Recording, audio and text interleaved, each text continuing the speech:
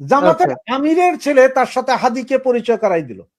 সাদেক কাইম পুরা ইলেকশনটা চালাইছে ওই ছেলের মোটরসাইকেলের পিছনে বসে।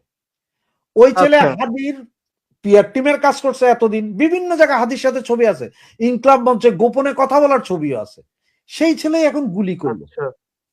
তাহলে এখন সেই ছেলে যদি গুলি করে, তাহলে সে যদি ছাত্রলীগ হয়, ছাত্রলীগ তো পাইলেই আপনারা ধরে নিয়ে যাচ্ছেন না, মাইরা লটকাই দিচ্ছেন। তাহলে এত বড় ছাত্রলীগের পোলা আপনারা চিনলেন না। সবচেয়ে বড় রিপোর্ট যেটা, জুলকারনাইন সায়ের এই ঘটনাটা ঘটার আরো এক সপ্তাহ আগে নাকি প্রায় ৮০ লক্ষ টাকা পেয়েছিল, তার ব্যাংক অ্যাকাউন্টে গিয়েছে বাংলাদেশের হাবিব ব্যাংকের মারফতে। হাবিব ব্যাংক তো পাকিস্তানে, তো ওটা বাংলাদেশে আছে। পাকিস্তান ঢাকায় আছে মতিঝিল শাখা।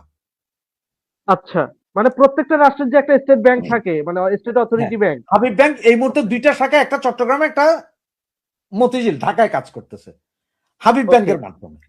এবং সেকেন্ড থিং হচ্ছে যে ফয়সালের বাসা এবং ওর বোনের বাসা থেকে যেসব চেক উদ্ধার হয়েছে বলে বলতেছে যে ১৭২ কোটি টাকার চেক, সেই চেকের মধ্যে ২৯টা চেক, তার মধ্যে ১৫টা চেক হচ্ছে তোমার NBP, National Bank of Pakistan.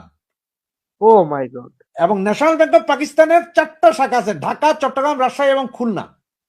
এবং এই ১৫টা চেকের কিছু আছে ঢাকার, কিছু আছে রাজশাহী থেকে এই চেক। আর বাকি যে ১৩টা বা ১৪টা চেক, ওগুলো আবার হাবিব ব্যাংকের চেক। এখন এগুলা কেন প্রকাশ করা হয় না? এগুলো কিন্তু প্রকাশ করা হচ্ছে না। দেখো এখন কাহিনী, আজকে আবার আমি গতকালকে এগুলো নিয়ে কিন্তু ভিডিও করছিলাম, এরপরে আজকে বলা হচ্ছে যে ঢাকা ব্যাংকের চেক, ঢাকা ব্যাংকের চেকে ১৭৬ কোটি টাকা।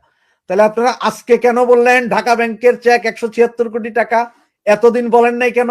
আমি তো গতকালকে আপনাকে ব্যাংকের নাম সহ বলে দিয়েছি কোন ব্যাংকের কত টাকার চেক। এখন বলেন নাই কেন? এতদিন বলেন নাই কেন? ঢাকা ব্যাংকের চেক, যা ঢাকা ব্যাংকের চেক ওরা বলতেছে ১০৬, কিন্তু আমি আরেকটা বলছিলাম ৬২ লক্ষ টাকা যেটা পাওয়া গিয়েছিল এর ব্যাংকে, ফয়সালের ব্যাংক অ্যাকাউন্টে, সেইটাও নাকি এনবিপিএল মানে ন্যাশনাল ব্যাংক অফ পাকিস্তানের একটা অ্যাকাউন্ট থেকে গেছে। এই ব্যাংকের অ্যাকাউন্ট গুলো কাদের? বা আপনারা যে চেক গুলো পাইছেন বলতেছেন, যে চেকে লেখা আছে ওই চেকের নাম লেখা আছে কার, কোন ব্রাঞ্চ, কোন ব্যাংক, এগুলো লেখা আছে, এগুলো সব তুলে দেন না কেন আপনার পত্রিকাতে? সেই দিনই দিয়ে দিতেন ওই লোকগুলোর অ্যারেস্ট করতে, যে এত লক্ষ এত কোটি টাকার চেক করতে। এবং সমস্ত চেক, যতগুলো চেক আছে ৪০ লাখ, ৫০ লাখ, ৩০ লাখ, এত বড় অ্যামাউন্টে। হ্যাঁ, এবং সব অ্যাকাউন্ট পে চেক, সবগুলো চেকে অ্যাকাউন্ট পে চেক।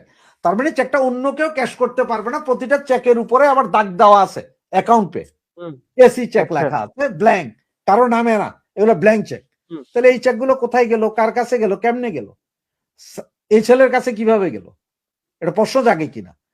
তাহলে এতদিন প্রকাশ করলো না, যেই মাত্র আমার ভিডিওটা আমি করে দিলাম সেই মাত্র বললো কি ঢাকা ব্যাংকের চেক। এগুলা আসলে কি ঢাকা ব্যাংকের চেক নাকি পাকিস্তানের সেই দুইটা ব্যাংকের চেক? এবং এনবিপিএল, ন্যাশনাল ব্যাংক অফ পাকিস্তান, যদি এটা ঢাকা ব্যাংকেরই হয়, ঢাকা ব্যাংকের ম্যানেজিং বোর্ডের সাথে কিন্তু অনেক বিএনপি নেতাও জড়িত।